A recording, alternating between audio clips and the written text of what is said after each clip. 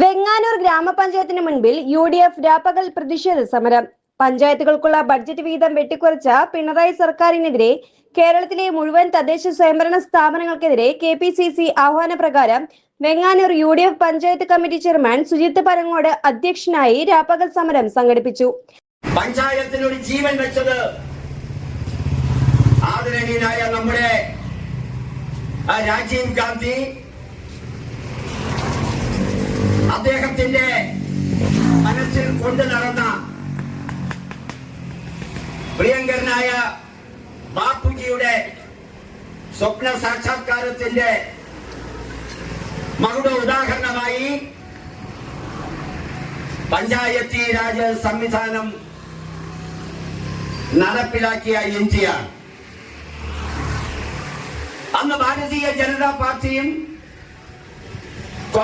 Communist പാർട്ടിയും ഇവിടെ ധർണ നടത്തി, ഹർത്താൽ നടത്തി, മനുഷ്യ മതിൽ വരെ നിർമ്മിച്ച ഒരു കാലഘട്ടം ഉണ്ടായിരുന്നു. KPCC അംഗം കൊളിയൂർ ദിവാകരൻ നായർ ഉദ്ഘാടനം ചെയ്തു.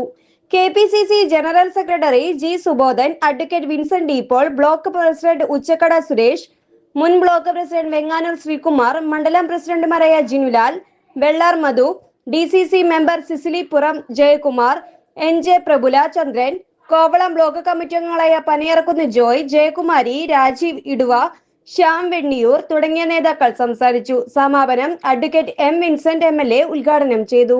പ്രാദേശിക ഭരണകൂടങ്ങളായ തദ്ദേശ സ്വയംഭരണ സ്ഥാപനങ്ങളിൽ